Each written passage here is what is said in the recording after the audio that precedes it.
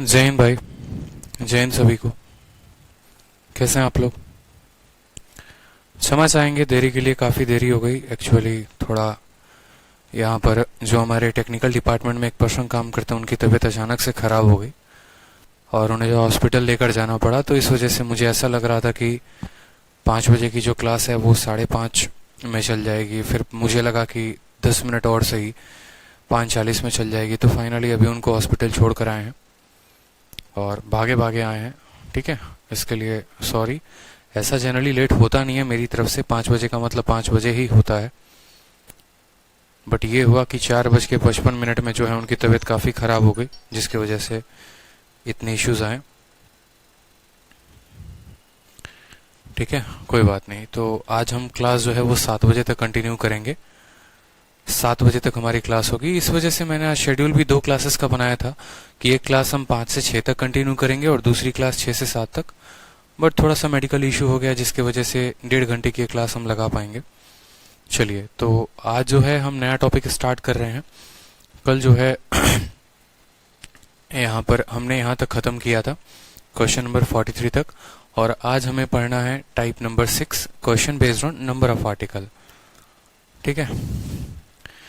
हाँ, अभी right now जो है विक्रमजीत सर लेकर गए हैं उनको, और थोड़ा सा बस कंडीशन यहाँ का सही नहीं था। बस ये होता है यार कि देखो, ज़िंदगी का कोई भरोसा नहीं है। लोग पैसे कमाने के पीछे भागते हैं, कुछ लोग ऐसे होते हैं, बट यार पैसे कोई काम आते नहीं है ज़िंदगी में। जब ऊपर वाले का बुलावा आ जाए तो जाना पड़ता है, किसी कुछ कह नहीं सकते। बस ये बातें सोच सोच कर कभी मायूसी आ जाती है लाइफ में। कोई बात नहीं, हो जाएगा, ठीक हो जाएगा। आप लोगों की दुआएं हैं, ठीक हो सकता है, कोई दिक्कत नहीं है। तो आज हम नया टाइप पढ़ते हैं, number of article. Number of article में देखिए बहुत अच्छे कंसेप्ट का इस्तेमाल हम करेंगे, जिससे हम काफ़ी क्वेश्चंस को बना पाएंगे। ठीक है, तो सवाल देखते हैं। Question number 44। क्वेश्चन में बोला गया है, एक व्यक्ति कुछ आर्टिकल को खरीदते हैं। 10 रुपए में 11 आर्टिकल खरीदते हैं और बेचते हैं 11 रुपए में 10 आर्टिकल।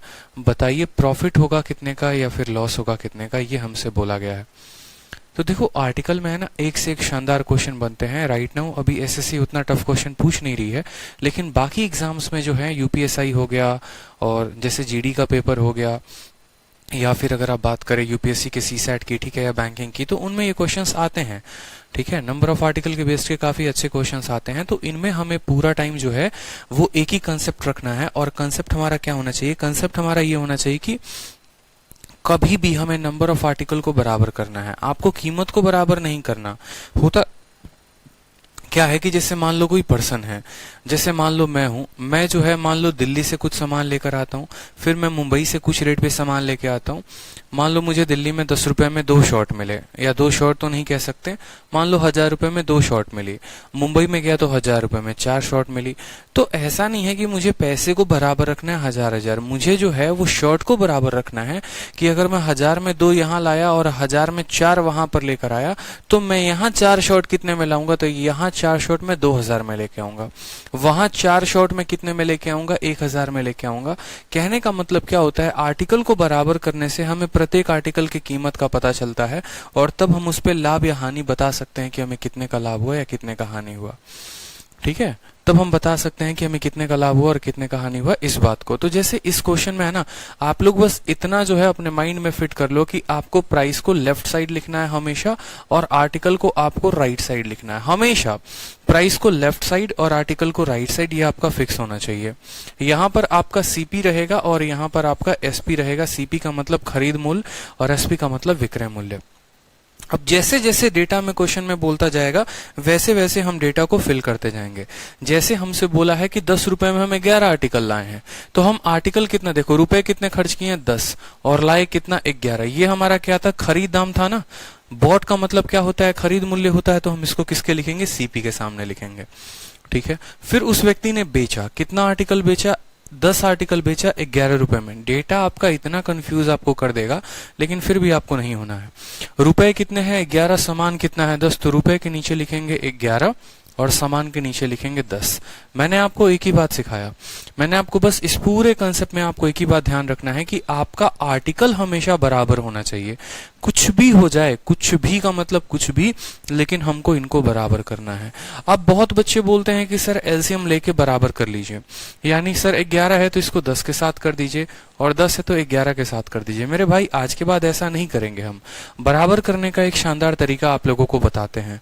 अगर आपको बराबरी करना है ना तो आप क्या करो कि आपको इन लोगों को बराबर करना है तो इनको आपस में मल्टीप्लाई कर दो, ठीक है। और ये वाला 10 इसके साथ मल्टीप्लाई हो जाएगा, ये वाला 11 इसके साथ मल्टीप्लाई हो जाएगा और हमारा बहुत अच्छा इक्वेशन एक बन जाएगा, ठीक है। देखते चलिए आप, जैसे इस इक्वेशन को बनेगा तो आपका सीपी यहां आ जाएगा, आपका एसपी यहां आ जाएगा, ठीक है। जब ये 10 इस 10 के साथ मल्टीप्लाई होगा तो कितना बनाएगा 100 रुपए। 11 के साथ मल्टीप्लाई होगा तो कितना बनाएगा 121। और 11 और 10 आपस में मल्टीप्लाई होंगे तो ऊपर भी 110 बन जाएगा और नीचे 10 इंटू 11 नीचे भी 110 बन जाएगा। तो इसका मतलब ये हो गया कि हम 110 आर्टिकल को 100 रुपए में लाते हैं और 110 आर्टिकल को 121 रुपए में बेचते हैं। हमें लाभ कितने का है? किसी सामान को आप 100 रुपए में लाते हैं और उसी सामान को आप 121 में बेचते हैं, आप कितने का लाभ कमा रहे हैं? आप 21 रुपए का लाभ कमा रहे हैं। कितने का लाभ कमा रहे हैं? 21 का लाभ कमा रहे हैं। और कितने के ऊपर कमा रहे हैं? तो 100 के ऊपर। तो 21/100 इंटू प्रतिशत में बदलने के लिए 100 करेंगे, ये हमारा लाभ का परसेंट आएगा। 100 से 100 खत्म, 21% हमारा उत्तर हो जाएगा। समझे? तो हमने क्या सीखा? हमने यही सीखा कि हमें अपने नंबर ऑफ आर्टिकल को बराबर करना है हमेशा। कुछ भी हो जाए हमें अपने नंबर ऑफ आर्टिकल को बराबर करना है। और नंबर ऑफ आर्टिकल बराबर कैसे होंगे? तो क्रॉस मल्टीप्लाई करके। धीरे धीरे क्वेश्चंस के स्टैंडर्ड को भी आप देखते चलेंगे, बहुत टफ बना दिया जाएगा। दो अलग अलग सोर्सेस से आप आर्टिकल को खरीद के लेके आते हैं, अलग अलग सोर्सेस पे आप बेचते हैं, उस केस में आप सवालों को कैसे बना पाएंगे? फिर से समझिएगा सवाल में, जो लड़का जो स्टूडेंट ये सवाल समझ गया, आने वाले सारे सवालों को वो सेकंडों में उड़ाएगा।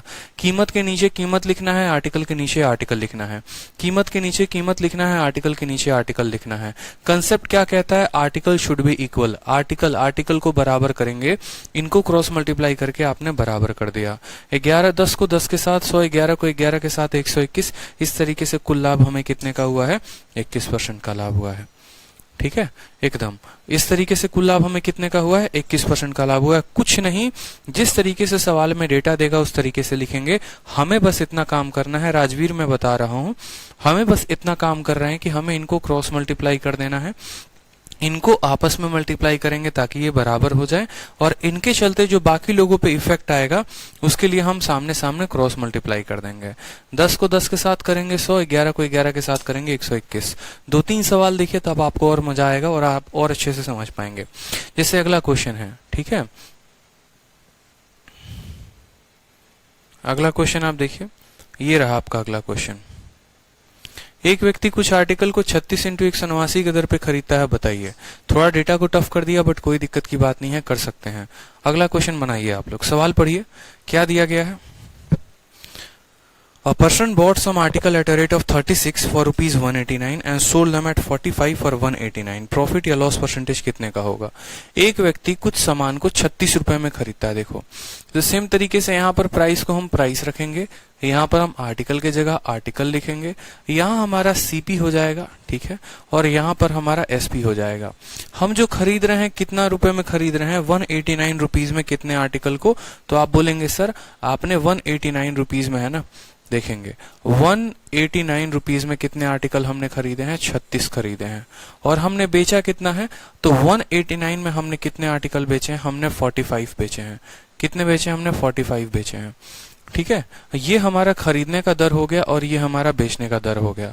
अब जैसा कि कोई स्टूडेंट बोलेगा कि सर क्रॉस मल्टीप्लाई कर दो, तो यहाँ पर आप क्रॉस मल्टीप्लाई करेंगे, ठीक है, कोई दिक्कत की बात नहीं, लेकिन क्रॉस मल्टीप्लाई बहुत लंबा हो जाएगा आपका। अगर आप सोचेंगे ना कि सर पहले क्रॉस मल्टीप्लाई, तो नहीं, तो क्रॉस मल्टीप्लाई करने के पहले एक बात को हमेशा ध्यान में रखना कि ये एक रेशियो में है कि नहीं है। कहने का मतलब क्या है कि आप 36 सामान को इतने में लेकर आए, क्या ये दोनों कट सकते हैं? अगर ये कट सकते हैं तो इनको छोटा से छोटा बनाओ। जितना छोटा बनाओगे फायदे में उतना रहोगे। 9 से काटो तो 9 से कटेगा ये 21 बार में, और 9 से काटोगे इसको तो 9 से कटेगा 4 बार में। अगर 189 रुपए में 36 सामान तो 21 रुपए में 4 सामान। समान। समझ में आया बात? इनको जितना हम छोटा बना सकते हैं उतना छोटा बनाएंगे। उसी तरीके से 9 से काटो तो 21 बार में, और 9 से काटो तो कितनी बार में? 5 बार में। यानी जो रेशियो आपका 189 और 36 का था वही रेशियो आपका 21 और 4 का होगा। तो ऊपर वाले को 21:4 लिख सकते हैं। क्या लिख सकते हैं? ऊपर वाले को हम 21:4 लिख सकते हैं, और नीचे वाले को हम जो है 21:5 लिख सकते हैं। ठीक है। प्राइस और आर्टिकल को हमेशा रेशियो में लिखना है। लिख लिया। अब उसके बाद मैंने क्या बोला था? हमेशा आर्टिकल को बराबर करना होता है। आर्टिकल को हमें बराबर करना है। आर्टिकल को बराबर करना है तो इनको करेंगे आपस में मल्टीप्लाई, और यहां पर क्रॉस मल्टीप्लाई। क्या होगा? Cross multiply. तो 21 को 5 के साथ करो तो यहां पर आ जाएगा 105। 5 को 4 के साथ आपस में करो हो जाएगा 20। 21 को करो 4 के साथ तो हो जाएगा 84। ठीक है। और 5 को 4 के साथ करो तो कितना हो जाएगा? 20। इस हिसाब से 20 आर्टिकल इतने में हमने खरीदा है और 20 आर्टिकल 84 में हमने बेचा है। आप मुझे बताओ, आपको नुकसान हुआ है कि फायदा हुआ है? आप बोलेंगे सर नुकसान हुआ है। कितने का नुकसान हुआ है? तो आपको 21 का नुकसान हुआ है। दिख रहा है? 105 में खरीदा, 84 में बेचा, 21 का नुकसान। कितने के ऊपर? 105 के ऊपर। तो 21/105 इंटू क्या करेंगे हम? 100 करेंगे। 21 से 5 बार में कटेगा, 5 से हमारा 20 बार में कटेगा, तो 20% का हमें क्या हो जाएगा? लॉस हो जाएगा। 20% is the loss correct answer. ठीक है। 20% होगा हमारा लॉस।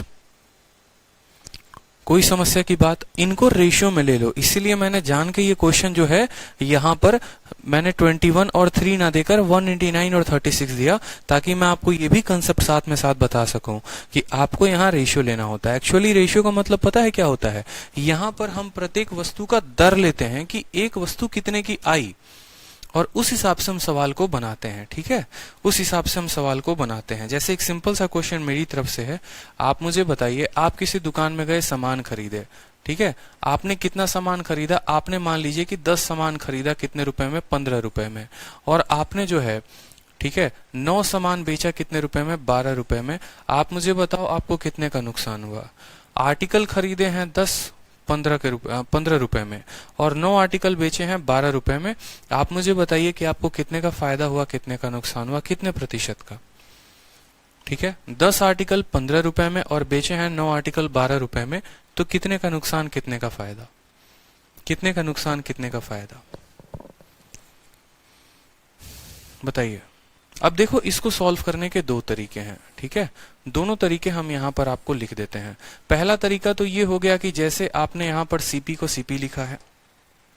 देखिए, सेम तरीका। कोई स्टूडेंट सोचे कि सर आंसर में परिवर्तन आएगा, तो आंसर में कोई परिवर्तन नहीं आएगा आपका यहाँ पर।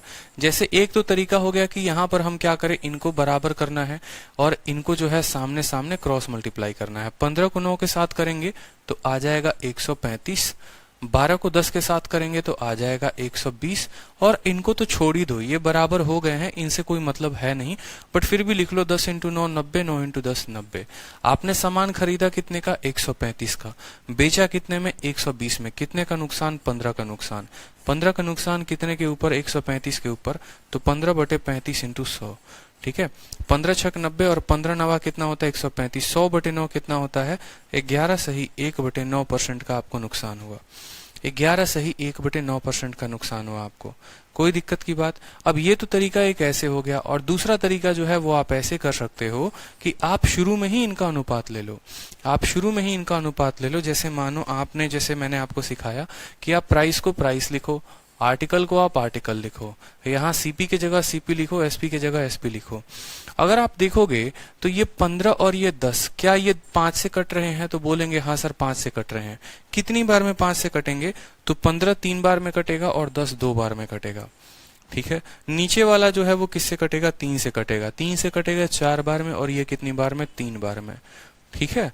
कोई समस्या की बात यहाँ पे? अब सेम तरीके से हमारे ये रेशियोज आ गए। हम क्या करेंगे, इनको क्रॉस मल्टीप्लाई आपस में कर देंगे ताकि ये बराबर हो जाए, और यहाँ पर सामने सामने मल्टीप्लाई। तो 3 को 3 के साथ करोगे तो सामान खरीदा 9 का, 2 को 4 के साथ खरीदोगे तो बेचा कितने का? 8 का। ये आपका आ गया सीपी, ये आपका आ गया एसपी।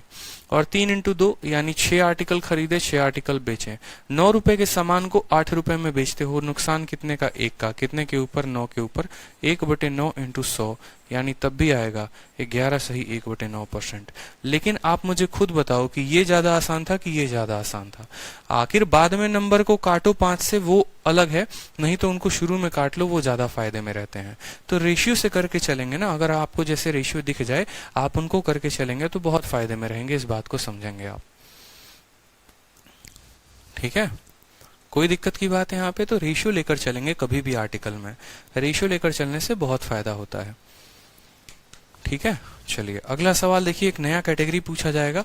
अब आपसे ये नहीं पूछा जाएगा कि आपको कितने % का हानि हुआ या कितने % का लॉस हुआ। अब आपसे ये पूछा जाएगा कि आपने जो है कितने आर्टिकल बेचे हैं। जैसे सवाल में आपको बोला गया है कि 11 रुपए में 7 के हिसाब से कुछ संतरे खरीदे, 3 रुपए में 2 के हिसाब से बेच दी, तो 30 रुपए की हानि हुई। बताओ उसने कितने संतरे बेचे हैं, कितने संतरे बेचे हैं, आपसे ये पूछा जाएगा। आप मुझे बताइए सेम तरीके से आप क्या बोलेंगे? बोलेंगे सर यहाँ प्राइस है तो यहाँ प्राइस को लिख दीजिए, यहाँ पर आर्टिकल है तो यहाँ आर्टिकल को लिख दीजिए, यहाँ सीपी लिखते हैं तो सीपी लिखेंगे, यहाँ एसपी है तो हम यहाँ एसपी लिख देंगे। खरीदने का रेट क्या है वो देखिए आप, तो आप बोलेंगे 11 में 7 खरीद के लेके आए हैं, 11 रुपए में 7। लिखते वक्त गलती नहीं करना है, इस बात का ध्यान रखना है, नहीं तो बहुत बड़ा ब्लंडर हो जाएगा। और बेचते वक्त कितना, 3 रुपए में 2 सामान हम बेचे हैं। 3 और 2 आपस में अनुपात में है, 11 और से आपस में रेशियो में है, कोई दिक्कत की बात नहीं है। तो अब हम क्या करेंगे, आर्टिकल को बराबर करेंगे। आर्टिकल को बराबर करने के लिए सामने और सामने गुना करेंगे।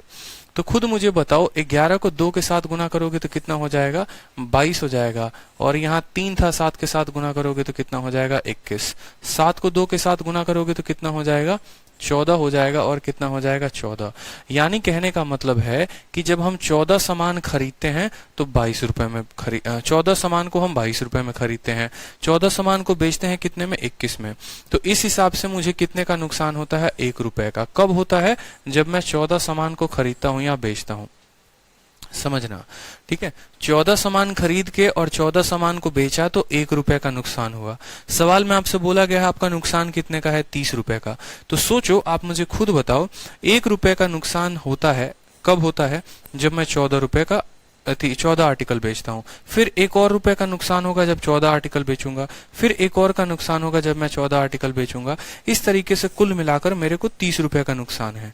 यानी 14 इंटू 30 आर्टिकल मैंने बेचे हैं। अगर एक आर्टिकल के लिए 14 रुपए का नुकसान, तो 30 आर्टिकल के लिए 14 इंटू 30 यानी 420 आर्टिकल का मुझे कम से कम बेचना पड़ेगा। समझ में आया बात या नहीं आया? ठीक है, समझना मेरी बात को। 1 रुपए का नुकसान तब होता है जब मैं 14 आर्टिकल बेचता हूं।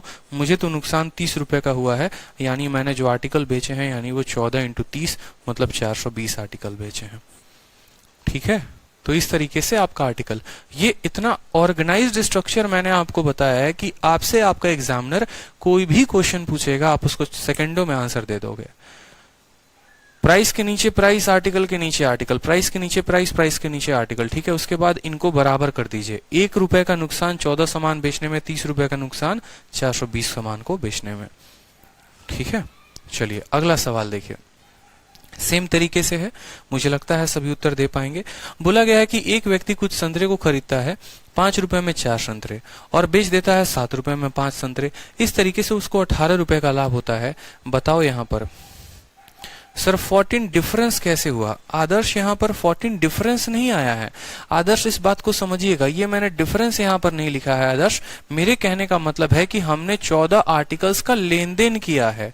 असल में तो डिफरेंस सीपी और एसपी का लेंगे ना, क्योंकि हमसे बोला गया है लॉस। और लॉस कैसे आता है? तो लॉस आता है सीपी में से एसपी घटाने पे, यानी 1 रुपए का लॉस हो रहा है। आप किसी सामान को 22 में खरीद रहे हैं, 21 में बेच रहे हैं, तो 1 रुपए का लॉस हो रहा है। 1 रुपए का लॉस कब हो रहा है? जब आप 14 सामान खरीद रहे हैं और 14 बेच रहे हैं, मतलब आप 14 सामान की ट्रांजेक्शन कर रहे हैं। आप ये मत सोचिए कि 14 और 14 का डिफरेंस हमने यहाँ पर 14 लिख दिया है। हम यहाँ डिफरेंस क्यों लेंगे बताइए? हमने तो लॉस निकालने के लिए यहाँ पर डिफरेंस लिखा है। यहाँ तो हमें देखना है कि हमने कितने आर्टिकल खरीदे हैं या बेचे हैं, तो हम यहाँ डिफरेंस थोड़ी लेंगे। हम तो बोलेंगे ट्रांजैक्शन इतने का हुआ। कभी भी ट्रांजैक्शंस अगर आपको अपना फायदा कैलकुलेट करना है ना, रियल लाइफ में भी अगर आपको फायदा कैलकुलेट करना है, तो आप आर्टिकल को बराबर करके ही बता पाओगे कि भाई देख, अगर मैं अपना बिजनेस स्टार्ट करता हूं और 14 मान लो यहाँ पर चाय का कप बनाकर लोगों को पिलाता हूं तो 1 रुपए का नुकसान होता है। आज पूरे दिन में मुझे 30 रुपए रुपए का नुकसान हुआ है, इसका मतलब मैंने 420 कप चाय लोगों को पिलाए हैं, तब जाकर इतने का नुकसान हुआ, ऐसे कह लो। ठीक है, समझ में आया बात? चलो अब यहां पर देखो, ट्रेडर की बात है, ऑरेंज की बात है, तो यहां पर हम क्या लिखेंगे, सेम तरीके से प्राइस, और यहां पर लिखेंगे आर्टिकल। फिर यहां क्या होगा हमारा सीपी, और यहां पर होगा हमारा एसपी।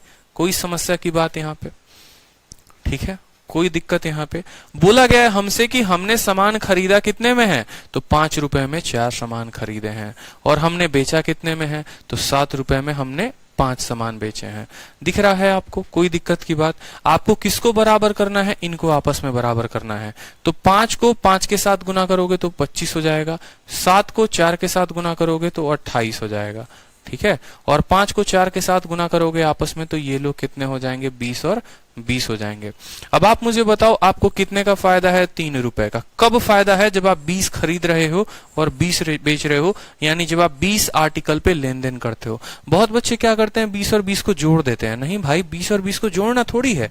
जोड़ते कब, जब दोनों खरीद होता, और जोड़ते कब, जब दोनों विक्रय होता। हमारा तो ट्रांजेक्शन उतने का है, यानी हमने कहा कि देखो भैया, हमको 3 रुपए का फायदा होता है जब हम 20 सामान को बेचते हैं। हमको तो फायदा 18 रुपए का कमाना है, मतलब हमको अब इसका 6 गुना कमाना है फायदा। तो हम जो है इसका 6 गुना सामान बेचेंगे, यानी हम कितना बेचेंगे, 120 सामान बेचेंगे। ठीक है, देखो सुनिकेत सेन गुप्ता, अगर आप लाइव क्लास अटेंड करना चाहते हैं तो आपको मैं एक सलाह दूंगा कि आप जो है मॉर्निंग में फिक्स कर लीजिए कि मैं मॉर्निंग में परसेंटेज जो है वो पढ़ रहा हूं। ठीक है, और आप जो है इवनिंग में आप परसेंटेज के अलावा प्रॉफिट लॉस अटेंड किया करिए। जैसे जो बच्चे जितने भी नए ज्वाइन करते हैं उनको तो सबसे पहले प्रतिशत खत्म करना चाहिए, अगर उनका बेसिक बिल्कुल खत्म है तो पहले परसेंटेज देखो, फिर प्रॉफिट लॉस देखना। और अगर आपका थोड़ा बहुत बेसिक अच्छा है तो आप साथ के साथ दोनों को देखा करो, सुबह में परसेंटेज देख रहे हो और शाम में प्रॉफिट लॉस। लेकिन कोई भी क्लास स्टार्ट करो तो क्लास 1 से स्टार्ट करो, बीच में मत घुसो किसी भी क्लास में। ये नहीं परसेंटेज को 6ठी क्लास से देखना शुरू किया, प्रॉफिट लॉस को 5वीं से देखना शुरू कर दिया, ऐसा नहीं। कोई भी क्लास हो तो एकदम बेसिक से क्लास 1 से देखा करो तो फायदा होगा। ठीक है, और परसेंटेज देख के प्रॉफिट लॉस देखोगे तब तो और फायदा है, कोई दिक्कत की बात नहीं है। 48 नंबर सवाल देखिए, अखिलेश कुमार कहते हैं सर मुझे बुखार है फिर भी पढ़ रहे हैं, बहुत अच्छी बात है। ठीक है, जिंदगी में ऐसे हजारों विपताएं आएंगी, लेकिन हमें बस डटकर खड़े रहना है और मुसीबतों का सामना करना है, और कोई बात नहीं है। फिर तो देखो, एक दिन बोलते हैं ना, खुद ही को कर दे बुलंद इतना कि खुदा खुद बंदे से पूछे बता तेरी रजा क्या है। तो बस एक दिन वो वक्त लेकर आओ कि भगवान भी पूछे बता दे तू चाहता क्या है। ठीक है, चलो सवाल को देखो। एक ट्रेडर कुछ सामान को खरीदता है 8 रुपए में 15 की दर से, और वो बेच कितने में देता है, वो x रुपए में x आर्टिकल को बेचता है 2 रुपए की दर से। इस तरीके से उससे 25% का फायदा होता है। बताओ x का जो है वो मान क्या होगा। अब क्या होता है ना, आप अगर इस स्ट्रक्चर में देखेंगे, यहाँ पर कुछ भी गायब किया जा सकता है। मतलब ये समझो ये जादूगर का जाल है, कभी वो सेलिंग प्राइस को गायब कर देगा, कभी वो आर्टिकल को गायब कर देगा, कभी वो कॉस्ट प्राइस को गायब कर देगा, कुछ भी कर सकता है। इसलिए मैंने आपको एक ऐसा स्ट्रक्चर दिया है जिसके मदद से आप कोई भी सवाल का उत्तर दे सकते हो। आपको अलग अलग मेथड लगाने की जरूरत ही नहीं है। ये नहीं ये सवाल आया तो इस पे ये मेथड लगा लेंगे, ये आया तो ये लगा लेंगे, मेथड नहीं बदलना भैया अपने को। हमारा कंसेप्ट कभी बदलता नहीं है, हम जो पढ़ा देंगे वो कंसेप्ट फिक्स रहेगा और सवाल उसी से बनेगा। ये बात आप नोट कर लीजिए। बस अगर दम आप में हो तो इंस्पेक्टर बनने से आपको कोई नहीं रोक पाएगा। मन में सोच लो कि बस कौन सा इंस्पेक्टर बनना है, बन के रहोगे। ऐसा कहा जाता है कि अगर आपको घर बनाना है ना, अगर आपको कोई महल खड़ा करना है तो पहले ईंट से शुरुआत करो, ईंट लाके तो रखो, महल खुद ब खुद बन जाएगा, कोई दिक्कत की बात नहीं है। तो बस सपने देखना शुरू कर दो अब तो इंस्पेक्टर के। आपके उम्र में मैं था तो मैंने सोच लिया था मुझे क्या बनना है, और सपने बस आते थे कि बस वो टोपी चाहिए अब तो बहुत जल्द। ठीक है, और आज बस कामयाबी से थोड़े पल दूर। चलिए, तो कितने में सामान हमने खरीदा है, सामान हमने खरीदा 8 रुपए में। कितने आर्टिकल को खरीदा, 15 रुपए में। ठीक है, 8 रुपए में 15 आर्टिकल खरीदे। बेचे हमने कितने आर्टिकल हैं, हमने x आर्टिकल बेचे हैं। कितने बेचे, हमने 2 बेचे हैं। और सवाल में हमसे बोला गया है कि हमको 25% का फायदा हुआ है। कितने का फायदा हुआ है, 25% का। 25% को अगर आप प्रतिशत में तोड़ते हैं, बट्टे में तोड़ते हैं, तो आप क्या बोलते हैं सर, 1/4। नीचे वाला क्या होता है, नीचे वाला कॉस्ट प्राइस होता है। ऊपर वाला क्या होता है, प्रॉफिट होता है। तो सेलिंग प्राइस हमारा कितना आएगा, 4 में से 1 गया 5 आएगा, 4 में 1 जोड़ेंगे तो कितना आएगा, 5 आएगा। मतलब हम बोलेंगे सामान को खरीदा 4 में तो बेचा 5 में, ऐसा हम कह सकते हैं। बट अभी हम इसका उपयोग नहीं करेंगे। हमें जो है ना, आप यहाँ पर जरा गौर से देखो तो इनको बाद में क्रॉस मल्टीप्लाई करना कोई दिक्कत की बात नहीं। क्या 15 को 2 के साथ गुना किया जा सकता है, तो आप बोलेंगे जी सर किया जा सकता है। एक बार इनके रेशियो को हम इनके बगल में लिखते हैं ताकि आप समझ पाएं कि हम कहना क्या चाहते हैं। देखो 8 को x के साथ, इनको x के साथ गुना करोगे तो 8 इंटू एक्स कितना हो जाएगा, 8x हो जाएगा। और 15 को 2 के साथ गुना करोगे तो कितना हो जाएगा, 30 हो जाएगा। इनको आपस में रहने दो, ये 15x रहेंगे, कोई दिक्कत की बात नहीं है। आपके सवाल में क्या बोला गया है, आपका CP कितना है, 8x आ गया। आपका SP कितना है, आपका 30 आ गया।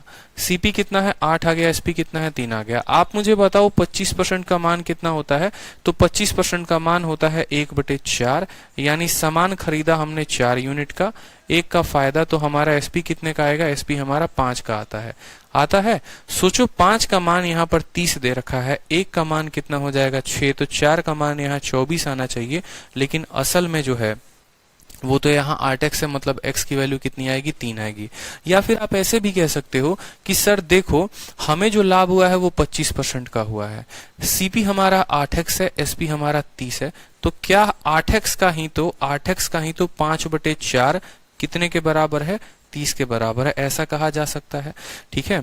या आप ऐसे भी बोल सकते हो, जिनको अभी तक नहीं समझ में आया, कि ये कॉस्ट प्राइस है। कॉस्ट प्राइस अपने आप का कितना परसेंट होता है, 100% होता है।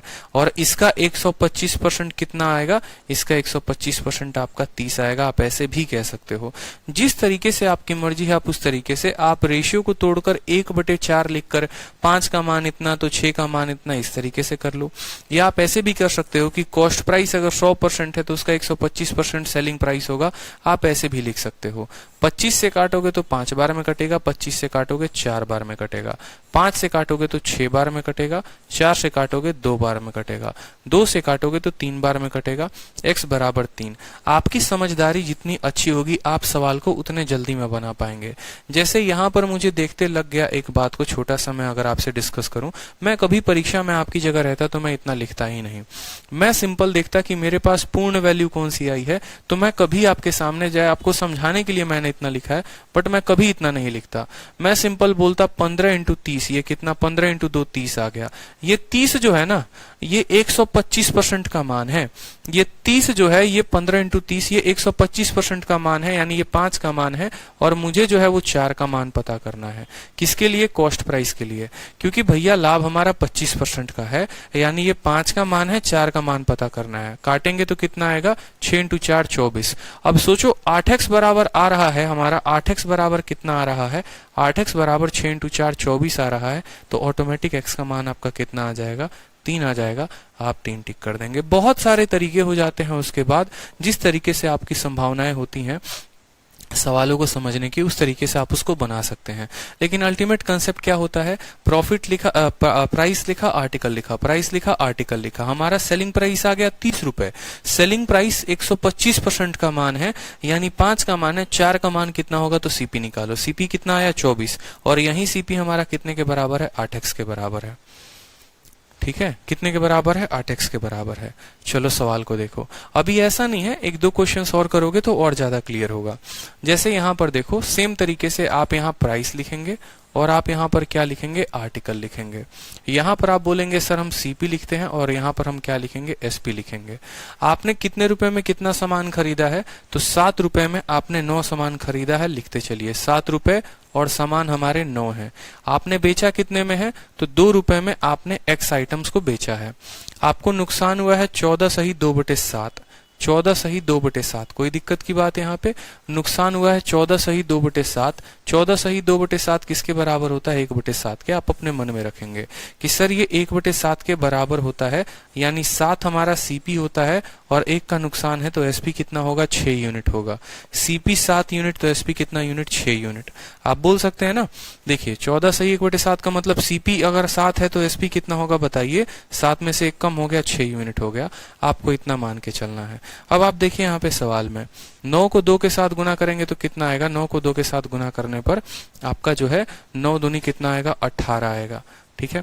एसपी कितना है 6 यूनिट, 6 का मान कितना है 18, तो 1 का मान कितना होगा 3 होगा, तो 7 का मान कितना आएगा 21 आएगा। यानी 7 इंटू एक्स बराबर कितना आना चाहिए, 7x बराबर हमारा आना चाहिए 21, तो x का मान कितना हो जाएगा, x का मान 3 हो जाएगा, तो यहाँ पर हम देंगे 3। फिर से समझ लीजिए, कोई समस्या की बात नहीं है, आराम से समझाते हैं। आपने रेट यहाँ पर लिखा, आपने आर्टिकल लिखा, आपने रेट लिखा, आपने आर्टिकल लिखा, गलती होने की बात ही नहीं है।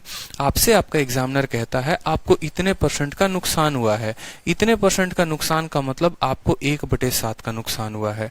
नीचे जो भी रहता है वो कॉस्ट प्राइस होता है, और उसमें 1 का नुकसान मतलब सेलिंग प्राइस कितना यूनिट है, सेलिंग प्राइस हमारा 6 यूनिट है। सेलिंग प्राइस कितना यूनिट है हमारा 6 यूनिट है। हमने यहाँ से सेलिंग प्राइस निकाला, हमारा सेलिंग प्राइस आ गया 18। यहां पर सेलिंग प्राइस 18 है और यहां पर सेलिंग प्राइस 6 यूनिट है, यानी ये 6 यूनिट ही तो 18 के बराबर है। तो 6 यूनिट 18 के बराबर, तो 1 यूनिट कितने के बराबर, 3 के बराबर। तो इस हिसाब से हमारा 7 यूनिट कितने का होना चाहिए था, 7 यूनिट हमारा 21 का होना चाहिए था। और यही 21 जो है वो कैसे आएगा, 7 इंटू एक्स, 7x की वैल्यू होगी, तो x की वैल्यू कितनी आ जाएगी, 3 आ जाएगी। ठीक है, कोई दिक्कत की बात यहाँ पे, कोई समस्या की बात, ठीक है। और अगर किसी को ऐसे कुछ भी नहीं समझना है कि सर ये हमको नहीं समझ में आ रहा है, तो सबसे बढ़िया जैसे मैं कह रहा हूं वो करो। देखो 9 को 2 के साथ गुना करो, 18 आ गया, ठीक है। 7 को x के साथ गुना करो, कितने आ गया, 7x आ गया। आपको पता है ठीक है, कि ये जो 7x है ना, ये 7x है ना, आपको लॉस कितने का है, 14 सही 2/7, यानी आपको 1/7 का लॉस है। यानी ये वस्तु अपने आप के 6/7 में बिकेगी, और 6/7 में बिकेगी तो बिकेगी कितने में, 18 में। 7 से आपका 7 खत्म, 6 से आपका 18, 3 बार में खत्म, x का मान आपका 3 आ गया। आप ऐसे कह लो, जैसे होता है ना कि कोई आर्टिकल 100 रुपए का है और उसको 75% के नुकसान पर बेचना है, यानी उसको 25/100 में बेचना है, 25/100 में बेचना है, आप ऐसे बोलते हो। उसी तरीके से ये आर्टिकल जो है 14 सही 2/7 के नुकसान पर बेचना है, यानी इसको इसके 6/7 पे बेचना है, तो x का मान कितना आ जाएगा, 13। उसी तरीके से यहाँ पर भी आप सेम तरीके से समझ सकते थे कि मान लो आपको कुछ नहीं समझ में आया, 15 को 2 के साथ गुना करेंगे तो 30 आएगा, और 8 को x के साथ गुना करेंगे तो 8x आएगा। तो समान है 8x का, ठीक है। उसको कितने में बेचना है, 25% के फायदे में। 25 का मतलब होता है 1/4, यानी 4 में 1 ज्यादा बिकेगा अपने आप का 5/4 में, और ये बराबर किसके होगा, ये बराबर होगा 30 के। तो यहाँ पर काट लो, 5 से आपका 6 बार में, 4 से जो है आपका 2 बार में, और 2 से आपका 3 बार में, तो एक सीधा मान कितना आ जाएगा, 3 आ जाएगा। इतना तो समझ ही सकते हो कि ये कॉस्ट प्राइस होता है, उसका इतना % निकाल देंगे तो सेलिंग प्राइस के बराबर होगा, ठीक है। ये कॉस्ट प्राइस है, इसका 6/7 सेलिंग प्राइस होगा, ठीक है। चलो अगला सवाल देखो, बोला गया है क्वेश्चन नंबर 50, एक व्यक्ति कुछ सामान को 10 रुपए में 11 की दर से खरीदता है और उतने ही सामान को 10 रुपए में 9 की दर से खरीदता है, और सारे स्टॉक को 1 रुपए में 1 की दर से बेच देता है। तो बताओ प्रॉफिट कितने का होगा, लॉस कितने का होगा। अब देखो क्या होता है ना कि अब जो है दुकानदार, उसकी इच्छा जो है बड़ी जागरूक रहती है, उसको जीवन में बड़ा लाभ कमाने का बड़ा मन करता है कि भैया हम 1 नहीं 2 नहीं बहुत ज्यादा लाभ कमाएं, ठीक है। तो करता क्या है कि वो अब अलग अलग दुकानों से जो है सामान खरीदना शुरू करेगा। वो आज एक जगह जाएगा, वहां से खरीद के लेके आएगा, कल जम्मू गया तो जम्मू से लेके आएगा, कल मतलब जहां जहां पूरे देश में भ्रमण कर रहा है वो वहां से खरीद के लेके आएगा। लेकिन सारा सामान खरीद के लाने के बाद, मिलावट करने के बाद, वो किसी एक इंसान को जाके पूरा सामान दे देता है। और किस रेट से देता है, तो बोलता है कि 1 रुपया में तुमको 1 सामान देंगे। तब पूछा जाता है बताओ उस इंसान को फायदा हुआ कि नुकसान हुआ, ठीक है। एक तो बेचारा पूरा भारत का भ्रमण करके सामान लेके आए। तो खुद सोचो कि हम प्रॉफिट कैसे निकाल पाते हैं या लॉस कैसे निकाल पाते हैं, जब हमारा एक फिक्स कॉस्ट प्राइस हो और हमारा एक फिक्स्ड सेलिंग प्राइस हो।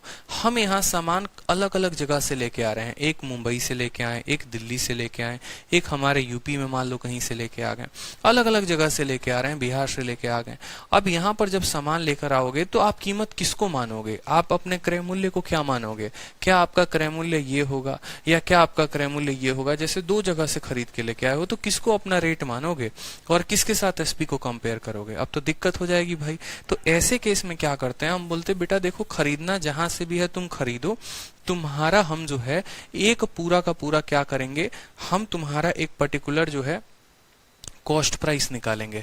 बहुत बच्चे तो ऐसा करते हैं, देखिए सर खरीदे का कितना कितना रुपया जेब से लगाएं, 10 रुपया और 10 रुपया, 20 रुपया जेब से लगाए हैं। यहाँ पर 11 सामान खरीदे, यहाँ पर 9 सामान खरीदे हैं, 20 रुपया में सर 20 सामान जो है, देखो ऐसा बोलेगा बच्चा सर सामान जो है वो कितना खरीदा, जेब से लगाएं 20 रुपए, सामान खरीदे 20, एक सामान को 1 में बेचते हैं तो 20 सामान को 20 में बेच देंगे, नाइदर प्रॉफिट नॉर लॉस, और उसको मिलेगा भी ऑप्शन नंबर ए। इतना खुश होकर टिक करेगा ना जैसे जीवन में कितना बड़ा सॉल्यूशन उसने कर दिया हो। लेकिन बाद में जब होता है तो मिलता है लड्डू और ऊपर से जाते हैं 2 आने की जगह 2.5 नंबर। ऐसे इस्तेमाल नहीं करते हैं कि हाँ 10 रुपया का यहाँ खरीदे, 10 रुपया का यहाँ खरीदे, 20 रुपया का सामान हो गया और सामान भी हो गया 20 रुपया में 20 खरीदे, यानी 1 रुपया में 1 खरीदेंगे, 1 रुपया में 1 को बेच देंगे, नो प्रॉफिट नो लॉस, खुश हो गए। ऐसा जान के आपको दिया गया है ताकि आप फंसो, नो प्रॉफिट नो लॉस उत्तर नहीं है। तो ऐसे केस में क्या होता है कि चाहे आप 2 जगह से सामान खरीदो, 3 जगह से सामान खरीदो, 4 जगह से सामान खरीदो, आपको एक फिक्स कॉस्ट प्राइस, एक इफेक्टिव कॉस्ट प्राइस लेकर आना होगा। ठीक है, जब तक आपका कॉस्ट प्राइस एक फिक्स नहीं आएगा, एक टोटल कॉस्ट प्राइस जिसको आप बोल लो, तो टोटल कॉस्ट प्राइस जब तक नहीं आएगा आप उसको कंपेयर नहीं करेंगे। और ये मूर्खों वाली कहानी नहीं करेंगे। 70% से 80% बच्चे काम भी यही करते हैं, वो बोलते हैं सबसे पहले नाइदर प्रॉफिट नॉर लॉस। आपके जगह पे मैं भी होता, मैं भी यही उत्तर सबसे पहले मैंने किया था, नाइदर प्रॉफिट नॉर लॉस। समझदारी नहीं होती है ना। लेकिन जितना मैंने आपको अभी तक इतना करा दिया, उसमें क्या है कंडीशंस कि हमें अपने आर्टिकल को बराबर करना है। ठीक है, तो अब हमें करना क्या होगा वो समझो। जैसे सबसे पहले हम सीपी की बात करेंगे तो सेम कंसेप्ट रहेगा। मैंने आपको एक कंसेप्ट दिया है ना, आप उस कंसेप्ट पे सारे सवाल बनाओगे। आप यहाँ पर लिखो आर्टिकल, जैसे आप लिखते थे, यहाँ प्राइस लिखते थे प्राइस लिखो, यहाँ सीपी लिखते थे सीपी लिखो, और यहाँ एसपी लिखते थे ना, तो अब बस यहाँ पर एसपी नहीं लिखना है, आपको यहाँ पर सीपी लिखना है। क्यों भैया? क्योंकि पहले 2 अलग अलग जगह से खरीद के लेके आए हो, पहले इनसे हम नेट सीपी निकाल लेंगे, एक टोटल सीपी निकाल लेंगे। ये CP1 है और ये CP2 है, इन दोनों से एक टोटल सीपी निकलेगा। उस टोटल सीपी को एसपी के साथ कंपेयर करेंगे। समझ में आ गया? हाई लेवल का क्वेश्चन हो गया थोड़ा। तो कितना सामान खरीद के लेके आए? 11 सामान। कितने रुपए में पहले वाले दुकान से लाए? ठीक है, 11। देखो कितने सामान को लेकर आए हो? 11 सामान को 10 रुपए में। दूसरी वाली दुकान से कितने में लेके आए हो? तो 10 रुपए में 9 सामान लेकर आए हो। कोई दिक्कत की बात? जैसे जैसे बोलते जाता है वैसे वैसे लिखते जाते हैं। आर्टिकल के नीचे आर्टिकल, प्राइस के नीचे प्राइस। ये पहले दुकान से खरीदने का रेट था, ये दूसरे दुकान से। हमारा फंडामेंटल क्या कहता है जनाब बताइए? हमारा फंडामेंटल ये कहता है कि हमको इनको क्रॉस मल्टीप्लाई करना है। क्या करना है? क्रॉस मल्टीप्लाई, और यहाँ सामने सामने मल्टीप्लीकेशन करना है। तो अब आप मुझे बताओ कि 9 को जब आप 10 के साथ गुना करोगे तो कितना बन जाएगा? 90। और 10 को 11 के साथ करोगे तो हो जाएगा 110, और 11 को 9 के साथ करोगे तो बोलोगे सर 99, और ये कितना हो जाएगा? 99। अब आपसे मैंने कहा कि ये सामान आपने मान लीजिए दिल्ली से खरीदा है और ये सामान आपने मान लीजिए मुंबई से खरीदा है, तो टोटल सामान 99 और 99 आपने कितना खरीदा है? 198। और कितने रुपए में खरीद के लेके आए हैं? तो 110 और 90 200 में लेकर आए हैं। आपको इनको जोड़ना है और कुछ नहीं करना। मेरी बात समझे या नहीं समझे आप मुझे ये बताइए। पहले दुकान से खरीदने का रेट लिख दो, दूसरे दुकान से खरीदने का रेट लिख दो, दोनों को क्रॉस मल्टीप्लाई कर दो जैसे अब तक करते चले आ रहे थे। इनको देखो कि भैया 99 यहाँ से 99 यहाँ से 198 सामान बंदे ने खरीदा है।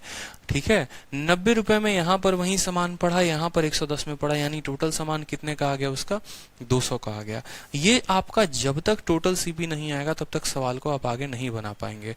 अब आपका टोटल सीपी आ गया, अब आपको करना है इसको इसके एसपी के साथ कंपेयर। तो यहाँ पर आप लिखेंगे एसपी, या आप अलग से लिख लो। अब आप अलग से लिख लो, आप अलग से लिखो सेम तरीके से। फिर प्राइस यहाँ पर, फिर आप यहाँ लिखेंगे आर्टिकल, आप यहाँ पर लिखेंगे सीपी, और यहाँ पर क्या लिखेंगे जनाब? एसपी। अल्टीमेट हमें टोटल सीपी निकालना होता है। सीपी हमारा 200 और 198 है।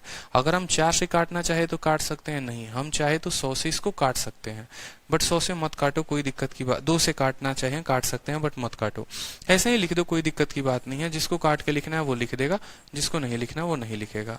अब मेरा मानना है आपने यहाँ सीपी लिख दिया, ठीक है। एसपी का रेट क्या है? 1 रुपए में एक सामान। एसपी का रेट क्या है? 1 रुपए में कितना सामान? एक सामान। 1 रुपए में कितना सामान? एक सामान। आर्टिकल को क्या करना होता है? बराबर करना होता है।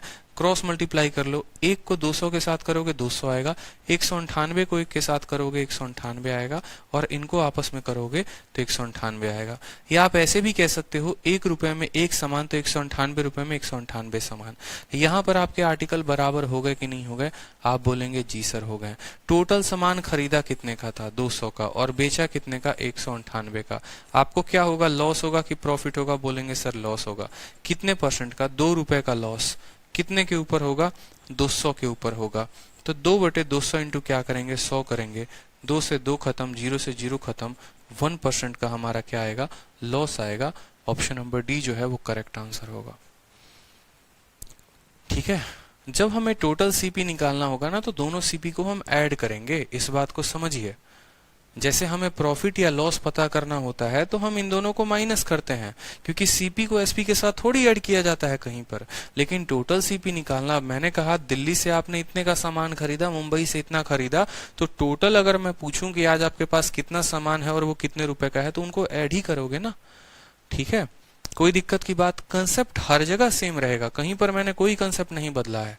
ऐसा नहीं है कि हमने यहाँ पर ये बोल दिया वो बोल दिया, क्योंकि ये कंसेप्ट बहुत रिसर्च करने के बाद बने हैं आपके लिए, ताकि आपको कोई दिक्कत ना हो। आर्टिकल यहाँ, प्राइस यहाँ, रेट से लिखा, दोनों आपने टोटल सीपी निकाल लिया, टोटल सीपी आपका आ गया है। 200 रुपए में 198 आर्टिकल खरीदे हैं और 198 आर्टिकल को 198 में बेचा है आपने। 2 का नुकसान 200 के ऊपर into 100, 1% is the correct answer. Clear हुआ? कोई समस्या की बात यहाँ पे? देख लीजिए एक बार अच्छे तरीके से। गलती कहीं नहीं करनी है, कोई गलती नहीं करनी है। सवालों का लेवल कितना भी टफ क्यों ना हो जाए, हम लोग होशियार हैं, हम गलती नहीं करेंगे। ठीक है, चलिए अगला सवाल देखिए। ठीक है, क्वेश्चन बोला गया है, एक लड़का, एक व्यक्ति है, कुछ संतरे खरीदता है 1 रुपए में 5 के दर से, और उतने ही संतरे 1 रुपए में 4 के दर से जो है दूसरे दुकान से खरीदता है। सभी संतरों को 2 रुपए में 9 की दर से बेचता है, और पूरे ट्रांजैक्शन में उसको 30 रुपए का नुकसान होता है। बताओ कितने संतरे उसने खरीदे हैं। यहां पर भी कितने जगह से खरीदने की बात है? 2 अलग अलग जगह से खरीदने की बात है। दिख रहा है आपको? एक जगह से एक अलग रेट से लेके आया है, एक जगह से एक अलग रेट के लेके आया। तो अब तो आप इतने होशियार हो गए कि सीधा बोलोगे पकड़ो इसको और इसका टोटल सीपी निकालो। जहां ये होशियार बनेगा, चालाक बनेगा, 2 अलग अलग स्टेट से खरीदेगा, तो पुलिस वहीं छापा मारेगी और बोलेगी कि इसका टोटल निकालो कि इसने सामान टोटल खरीदा कितने का है और कितने में खरीदा है। तो बस आपको भी इसी तरीके से छापा मारना है। ठीक है, आप बोलेंगे बहुत घना चौधरी बन रहे हो तुम, तो देखो यहाँ पे ये तुम्हारा प्राइस हो गया, ये तुम्हारा आर्टिकल हो गया। पहले दुकान से तुमने खरीदा है उसका रेट बताओ, दूसरे से खरीदा है उसका रेट बताओ, फिर हम बताएंगे कि तुमने कितना सामान खरीदा और कितने में खरीदा।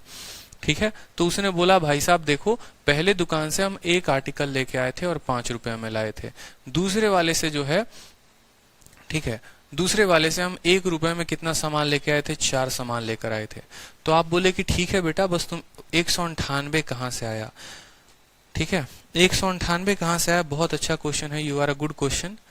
ठीक है, 99 और 99 को जोड़े हैं तो 198 आया है, और 110 और 90 को जोड़े हैं तो 200 आया है। ठीक है, और यहाँ पर 198 कहाँ से आया है वो भी सुन लीजिए। 1:1 में था, 1:1 में था। 198 आर्टिकल खरीदेंगे तो 198 ही बेचेंगे, यानी एक आर्टिकल को 1 रुपए में बेच रहे थे, खरीदा 198 था, इसलिए इसको 198 हमने मल्टीप्लाई करके बनाया है। ठीक है, तो चलिए हम अपनी बात करते हैं। यहाँ पे 5 आर्टिकल है, 4 आर्टिकल है, तो यहाँ पर अब आप क्या करेंगे? सबसे पहले क्रॉस मल्टीप्लाई करेंगे। 4 को 1 के साथ गुना करेंगे तो कितना आएगा? 4 आएगा। 5 को 1 के साथ, 1 को 5 के साथ करेंगे तो कितना आएगा? 5 आएगा। तो क्या यहाँ 4 × 1 4 लिख सकते हैं, और 5 × 1 5 लिख सकते हैं, और 5 को 4 के साथ आपस में क्या करके गुना करके 20 और 20 हम लिख सकते हैं। ठीक है, बड़े ध्यान से देखना एक बार। यहाँ देख लो, फिर मत पूछना कि ये 5 कहाँ से आया, 4 कहाँ से आया, 20 कहाँ से आया, 20 कहाँ से आया। क्रॉस मल्टीप्लाई करने से आया, इस बात को ध्यान रखो। यानी इस दुकान में अगर 20 सामान खरीदते हो तो 4 रुपए का पड़ता है, और यहाँ 20 सामान खरीदते हो तो 9 रुपए का पड़ता है। यानी टोटल सामान अगर लेकर आओगे तो 40 लेकर आओगे, और जेब से जो खर्च करोगे वो 9 रुपए खर्च करोगे। ये क्या आ गया आपका? तो ये आप बोलेंगे सर ये मेरा टोटल सीपी आ गया है। क्या आ गया? हमारा टोटल सीपी आ गया है।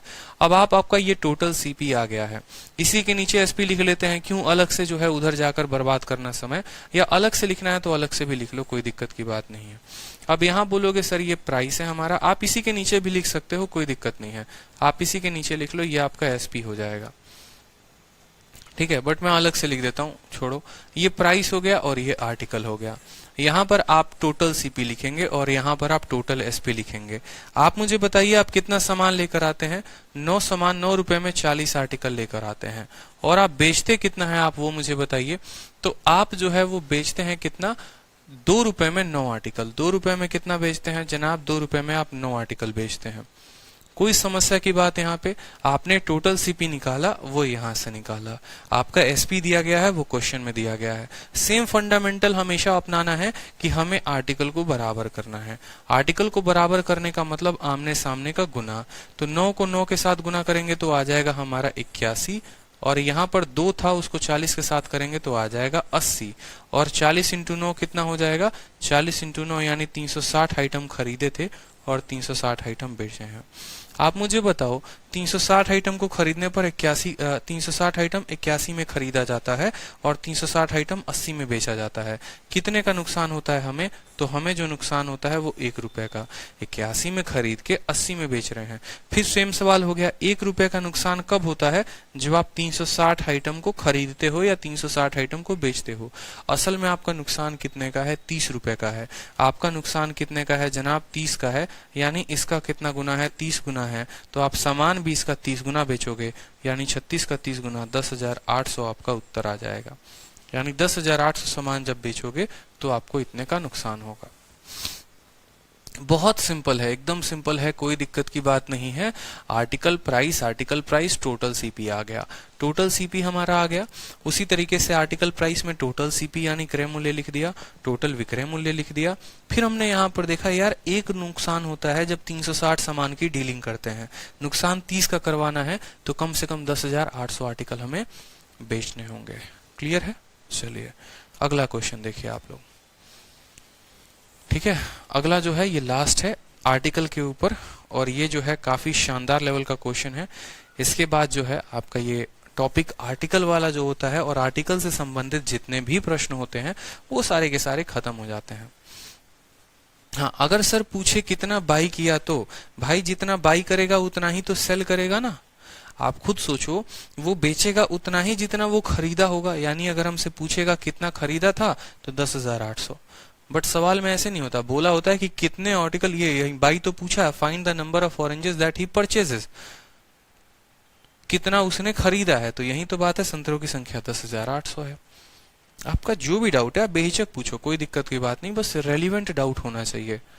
ठीक है, ऐसा नहीं बीच क्लास में टपक गए और तब पूछ रहे हैं सर ये कहाँ से आया वो कहाँ से आया, फिर उससे आपका समय भी बर्बाद होगा, हमारा भी बर्बाद होगा। सवाल में देखिए बोला गया है एक व्यक्ति कुछ सामान को खरीदता है, 20 रुपए में 6 सामान खरीदता है और अब उसका डबल सामान खरीदता है 26 रुपए में 8 की दर से, और सारे स्टॉक को बेच देता है 118 रुपए में 24 की दर से। बताओ प्रॉफिट या लॉस परसेंटेज कितना होगा। ठीक है, अखिलेश कुमार, बिल्कुल सारे के सारे क्वेश्चंस आप लोगों ने मेरी शीट की खासियत एक देखी होगी, पूरे इंडिया में आपको इस तरह की शीट नहीं मिलेगी कि ये सारे के सारे शीट की है ना एक कैटेगरी बनी हुई है, एक टाइप बना हुआ है। आर्टिकल जब पढ़ाते हैं तो आर्टिकल के ही आपको क्वेश्चंस मिलेंगे, इलेक्शन पढ़ाते हैं तो इलेक्शंस के ही क्वेश्चन मिलेंगे। और उसकी भी खासियत पता है क्या है, पहला थोड़ा आसान, दूसरा थोड़ा उससे ऊपर, तीसरा थोड़ा ऊपर। इसलिए मैं 2 शब्द का हमेशा इस्तेमाल करता हूँ अपने शीट के लिए, एक तो वो आपको टाइप वाइज मिलेगा और दूसरा आपको लेवल वाइज मिलेगा। शुरू में बच्चा नहीं समझता है टाइप वाइज और लेवल वाइज का मतलब क्या होता है, बट शीट देखने के बाद, लगाने के बाद समझ में आता है अच्छा ठीक है कि परसेंटेज में अगर 20 टाइप हैं तो आपकी शीट में 20 अलग अलग कैटेगरी बनाकर दिए गए हैं। और लेवल वाइज का मतलब यह है कि पहला सवाल एमटीएस, दूसरा सीएचएसएल, तीसरा सीजीएल और चौथा सीजीएल मेंस। इस तरीके से है आपका ये। समझ रहे हैं बात को? तो ये टाइप वाइज और लेवल वाइज का कंसेप्ट है जिसके ऊपर हम काम कर रहे हैं और जिसके ऊपर आप लोगों को काफी अच्छे से समझ में भी आता है और रिस्पॉन्स भी आप लोगों का काफी अच्छा रहता है। अब यहाँ पर भी सवाल बोला गया है, एकदम हल्का सवाल है, एक्चुअली में ये सीजल मेंस का सवाल है और यूपीएसआई में ही पूछा गया है और एक बार कैट में भी पूछा गया है, तो कोई दिक्कत की बात नहीं, एकदम सिंपल क्वेश्चन है, मेंस का क्वेश्चन है, आराम से बनाएंगे। बोला गया है कि देखो यहाँ पर दो अलग अलग दुकान से फिर वो सामान खरीद रहा है कि नहीं खरीद रहा है, बताओ। एक दुकान से 20 रुपए में 6 सामान खरीदता है और दूसरे दुकान में उसका डबल खरीदता है, दूसरे दुकान में उसका डबल खरीदता है और वहां पर 26 रुपए में 8 सामान खरीद के लेके आता है। ठीक है, तो हम यहाँ पर क्या बोलेंगे, सेम तरीके से हमेशा हमारा कंसेप्ट रहेगा, प्राइस को यहाँ पर लिखना है, आर्टिकल को यहाँ पर लिखना है। यहाँ पर पहले दुकान से खरीदा है और यहाँ पर दूसरे दुकान से खरीदा है, कोई दिक्कत की बात? यहाँ दोनों दुकान से खरीदने का रेट हमने लिख दिया CP1 CP2।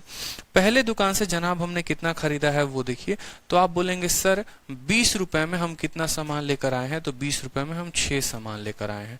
और दूसरे दुकान से कितना लेकर आए हैं, तो दूसरे दुकान से जो रेट है खरीद के लेकर आने की, आप बस रेट की बात करो, 26 रुपए में आप कितना सामान लेकर आए हो, 8 सामान लेकर आए हो।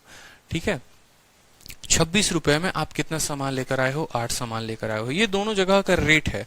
उसके बाद क्या बात करेगा क्वेश्चन में, क्या नहीं करेगा, हमें कोई फर्क नहीं पड़ता है। ठीक है, अब आप मुझे बताओ क्या ये दोनों पहले आपको रेशियो में दिख रहे हैं? आप बोलेंगे जी सर हमको रेशियो में दिख रहा है। तो अगर आपका मल्टीप्लीकेशन बड़ा ना हो, इसके लिए शुरू में ही इनको क्या कर दो, काट दो। यानी अगर आप 20 और 6 को देखोगे तो 2 से काटोगे तो ये 10 और 3 हो जाएगा, और इसको काटोगे तो ये 13 और 4 हो जाएगा। तो लिख लो 10:3 और 13:4। क्यों भैया हमने ऐसा किया है, आपको पता है ना, 26 8 को 13 4 क्यों लिखा, कैलकुलेशन लंबा ना हो। ठीक है, हो गया, कोई दिक्कत की बात यहाँ पे? अब इतना हमने करने के बाद हमें क्या करना होता है, अपने आर्टिकल को बराबर करना होता है, बराबर करना होता है और इनको सामने सामने मल्टीप्लाई। इतना तो अब जो है एक 5वीं क्लास का बच्चा भी कर देगा। 4 को 10 के साथ मल्टीप्लाई करोगे तो 40 आएगा, 13 को 3 के साथ करोगे तो 39 आएगा। यानी 40 यहाँ पर आ गया और 39 यहाँ पर आ गया, और 4 और 3 को आपस में गुना करोगे तो कितना आएगा, 12 यहाँ आएगा, 12 यहाँ आएगा। लेकिन इस बार आपका एग्जामिनर आपसे खेल गया, और कहाँ खेल गया, सवाल में खेल गया आपसे। यहां तक किसी को कोई कष्ट, कोई दिक्कत तो नहीं है कि भैया हमने गुना गुना करके कैसे बराबर कर लिया। ठीक है, कोई परेशानी की बात नहीं है। अब आपका एग्जामिनर खेलता आपके साथ कैसे है वो समझो। वो आपको बोलता है, क्या बोलता है, दूसरे वाले लाइन को बड़े ध्यान से पढ़िए कि 20 में इतने की दर से कुछ संतरे खरीदे, कितने खरीदे कोई आइडिया नहीं, और इतने में इतने की दर से उससे दोगुनी खरीदा। मतलब पहले दुकान में आप जितना सामान खरीदते हैं, दूसरे में आप उसके दुकान से डबल सामान खरीदते हैं। अगर आप यहाँ 12 लेंगे तो आपको यहाँ 24 सामान लेना पड़ेगा। अगर आप यहाँ से 10 सामान खरीद रहे हैं तो यहाँ से 20 खरीद रहे हैं। अगर यहाँ से 50 खरीद रहे हैं तो यहाँ से 100 खरीद रहे हैं। मतलब इसका दोगुना सामान आप यहाँ पे खरीद रहे हैं, इसका दोगुना सामान यहाँ खरीद रहे हैं। तो सोचो कि 12 सामान खरीदा 39 में, तो फिर से 12 सामान और खरीदेंगे, फिर 39 रुपए लगाएंगे। यानी इस तरीके से इसका दोगुना सामान, यानी 12 का दोगुना हो जाएगा 24 और 39 का दोगुना हो जाएगा हमारा 78। क्यों हमें ऐसा लिखना पड़ा है? क्योंकि हमारा एग्जामिनर बोला है इसका दोगुना खरीद रहे हो। पहली दुकान से जितना खरीदोगे दूसरी से उसका दोगुना खरीदोगे, इसीलिए दोगुना करना है, 3 गुना करना है, 4 गुना करना है, तो हमें उसका क्या करना पड़ेगा, डबल करना पड़ेगा। कल के दिन बोलता ना इसका 3 गुना खरीद रहे हैं, तो 12 को 3 के साथ करते तो 39 भी 3 के साथ होता। बोलता है इसका 4 गुना, तो 12 को 4 के साथ करते तो 39 भी 4 के साथ होता। अब आप बन जाओगे यहाँ पर इनकम टैक्स इंस्पेक्टर, और अब आप अपनी बुद्धि लगाओगे कि चल बेटा अब तूने दोनों मिलाकर सामान कितना खरीदा। पहली दुकान से 12 सामान, दूसरी से 24 सामान, मतलब तूने मिलाकर खरीदा है 36 सामान। पहले में खर्चा किया 40 रुपए, दूसरे में खर्चा किया 78, मतलब 8 और 7 4 11, इतने रुपए का सामान खरीदा है और इतना सामान खरीदा है। कोई समस्या की बात यहाँ पर? यहाँ तक किसी को कोई कष्ट, कोई दिक्कत? यहाँ तक तो आता ही है आर्टिकल को बराबर करना और प्राइस को लिखना। अब आप आ जाते हैं यहाँ पर अपनी स्टोरी को लेकर कि यहाँ पर फिर से आप लिखते हैं प्राइस और यहाँ पर आप लिखते हैं आर्टिकल, फिर यहाँ पर आप लिखते हैं सीपी और यहाँ पर आप लिखते हैं एसपी। आपने पहले दुकान से 118 आर्टिकल को खरीदा है, और कितने में खरीदा है आपने, यहाँ पर अलग कलम का इस्तेमाल कर दिया जाता है। 118 आर्टिकल खरीदे हैं 36 रुपए में। ठीक है भाई, कोई दिक्कत की बात यहाँ पे? और बेचा कितना है, सभी को 118 आर्टिकल को बेच दिया, 118 रुपए में आपने बेचा है 24 आर्टिकल को। ठीक है, आप देखो यहाँ पर फिर से आपका कैलकुलेशन काफी कॉम्प्लेक्स हो जाएगा, बहुत मुश्किल हो जाएगा। तो कभी भी कैलकुलेशन कठिन ना हो तो इसको क्या करते हैं, कट्टम कुटाई आपस में खेल लेते हैं। क्या 6 से ये आपका कटेगा? नहीं कटेगा। 2 से आपका ये कटेगा, बताओ। ठीक है, 2 से आपका ये कटेगा, बताओ। इनको आपस में मत काट लेना कि 118 को 118 के साथ काट लिया, ऐसे कट्टम कुटाई नहीं करनी है। जैसे इसको अगर ऊपर वाले को काटोगे ना तो देखो 4 से 4 3 के 4 दूनी 8, 38 नहीं कटेगा। 59 से आप इसको काट सकते हो, या अगर आपको नहीं काटना है तो मैं आपको एक और सॉल्यूशन देता हूं, आप वैसे भी कर सकते हो। आपसे सवाल में पूछा क्या गया है, प्रॉफिट या लॉस परसेंट पूछा गया है। आपसे यही तो पूछा गया है प्रॉफिट या लॉस कितना होगा। तो आप क्या करते हैं, इनको आपस में गुना करते हैं। मत करिए गुना, ऐसे रहने दीजिए। यहां पर आपका समान कितने का आएगा, तो 118 इंटू 24, तो आपका सीपी आएगा 118 इंटू 24 आएगा। और एसपी कितने का आएगा, 118 इंटू 36 आएगा। कितना आएगा, 118 इंटू 36 आएगा। ठीक है, समझ रहे हैं मेरी बात को। आपका सीपी कितना आया, 118 इंटू 24, आपका एसपी आया 118 इंटू 36। ठीक है, अब आपको पता है कि सीपी 4 रुपए है और एसपी 5 रुपए है, तो इनको हम 4:5 भी लिख सकते हैं। सीपी एसपी का रेशियो देखिए कि ये किस रेशियो में है, 118 से 118 खत्म, और 24 और 36 कितनी बार में, 6 से आप काटो, 8 से 12 से 2 बार में और 12 से 3 बार में। 2 रुपए के सामान को 3 रुपए में बेचे हैं। फायदा कितने का, 1 का। कितने के ऊपर, 2 के ऊपर। 1/2 इंटू 100 यानी 50%। तो मेंस का तो सवाल था, लेकिन उनके लिए कठिन था जिनके पास अप्रोच नहीं था और जो सवालों के साथ ज्यादा समय या ज्यादा कैलकुलेशन कर रहे थे। हमने तो कहीं पर कैलकुलेशन ही नहीं किया, कहीं पर कुछ भी काटने की आवश्यकता नहीं पड़ी। सीपी एसपी का देखो, इसीलिए मैंने शुरू के पहले दिन ही आपको क्लास में बताया था कि किसी सामान का वस्तु का कीमत 112 रुपए और उस वस्तु का विक्रय मूल्य जो है वो मान लो 224 रुपए है। तो बहुत बच्चे क्या करते हैं कि इसको निकालते हैं, 112 का लाभ 112 के ऊपर और तब 100 करते हैं। और बहुत बच्चे क्या करते हैं, बोलते हैं देखो जो लाभ होता है वो इनके अनुपात पे डिपेंड करता है। 112 और 224 1:2 में है, यानी 1 का सामान 2 में बेचे तो भी हमें 1 का लाभ मिला, कितने के ऊपर, 1 का लाभ मिला इतने के ऊपर। फिर से पूरे क्वेश्चंस को हम समझाते हैं। पहली दुकान से आपने इतना सामान खरीदा, दूसरी से उसका डबल खरीदा, यानी 24 सामान 78 में खरीदा। टोटल सीपी हमने निकाल लिया कि 118 में 36 सामान खरीदे हैं। आपने 118 में 36 सामान खरीद लिया, बेचा आपने 118 में 24। आपने यहां पर देखा है कि मुझे इनको गुना करना है, मुझे इनको गुना करना है ना, तो याद रखो जब आपका प्राइस सेम होता है तो आर्टिकल का रेशियो यहाँ पर उल्टा हो जाता है। आप ऐसे भी कह सकते हो कि अगर 36 और 24 है तो ये 24 और 36 आएगा। बाकी वैसे नहीं समझना तो आप ऐसे भी समझ लो कि यहाँ पर जो आएगा वैल्यू 118 इंटू 24 आएगा, यहाँ पर 118 इंटू 36 आएगा। सीपीएसपी का मुझे अनुपात देखना है, इसको भाग करोगे तो ये भी भाग होगा। 18 से 18 खत्म, ये 2:3। सीपी 2 रुपए है तो एसपी 3 रुपए है। 1 का लाभ कितने के ऊपर, 2 के ऊपर इंटू 100 कर लोगे।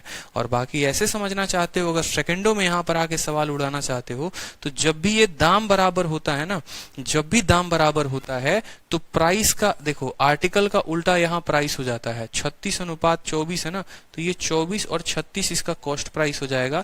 यानी सामान खरीदोगे 24 में और बेचोगे 36 में, 12 का लाभ 24 के ऊपर, तो 50% ऐसे ही उत्तर दे दोगे।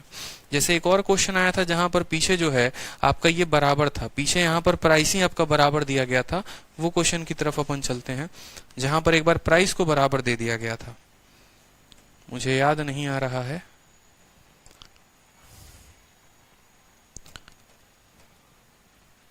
जैसे इसी सवाल में है ना, प्राइस जब बराबर हो जाता है, ठीक है। अब देखो यहाँ पे सीपी और एसपी का प्राइस बराबर है, प्राइस बराबर है ना, तो आप इतना झमेला अब यहाँ नहीं करते। दिख रहा है आपने इतना झमेला किया हुआ है और मल्टीप्लाई किया हुआ है, आप इतना नहीं करते यहाँ पर। ये धीरे धीरे वक्त आते आते हम आपको बताते हैं। जब आपका प्राइस बराबर था ना तो आप आर्टिकल का उल्टा लिख देते, आर्टिकल का उल्टा लिख देते और आप सेकंडों में उत्तर निकालते। 4 और 5 था, इसको 5 और 4 कर देते, बोलते 5 रुपए के सामान को 4 में बेचा है, 1 का नुकसान 5 के ऊपर, 1 का नुकसान 5 के ऊपर, तो आपका 20% ऐसे ही आ जाता। ये थोड़े थोड़े शॉर्ट ट्रिक्स हैं, बीच बीच में लगाने पड़ते हैं। जब कीमत बराबर हो ना तो आर्टिकल का उल्टा प्राइस हो जाता है। 4 और 5 का उल्टा 5 और 4 हो जाता है। 5 का सामान 4 में तो 1 का नुकसान 5 के ऊपर 20%। लेकिन वो तब लगाते हैं जब ये 21 और 21 दिया हो, तब मत लगा देना यहाँ पे। ठीक है, तब मत लगा देना कि जैसे ये 15 है और ये 12 है, वहां मत लगा देना, इस बात का ध्यान रखना। ठीक है, ये छोटी छोटी चीजें हैं। अब बोलोगे आप ज्यादा चीजें याद नहीं कर पाते इसलिए मैं ज्यादा चीजें आपको बताता नहीं हूँ, नहीं तो ऐसी ऐसी चीजें हैं बताने को कि अगर आप याद करो और सीखना शुरू करो, प्रैक्टिस करना शुरू करो, तो मैं आपको बहुत सारी चीजें बता सकता हूँ। ठीक है, वो आप पे डिपेंड करता है कि आप कितनी चीजें सीखते हो। जैसे यहाँ पर दिख गया ना 118 118 है, 36 24 है, 24 36 आ गया, 2 3 1/2 50%। ठीक है,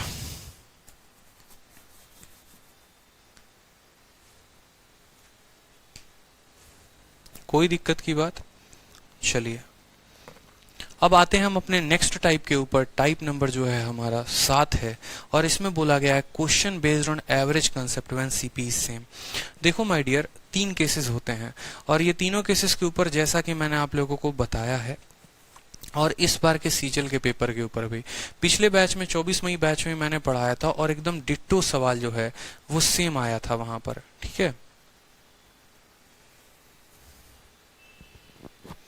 ठीक है, तो डिट्टो सवाल जो है वो सेम आया था हमारे पेपर में और पूरा का पूरा प्रॉफिट लॉस में 3 कंसेप्ट होता है। देखो किसी भी सामान को खरीदते हो, अभी जैसे मेंस के बैच में मैं पढ़ा रहा था तब भी मैंने ये बातें बोली थी कि आपके क्लास नोट से और 30 दिन 30 मैराथन के क्लास नोट से सीधा का सीधा सवाल छप कर आया है आपके परीक्षा में।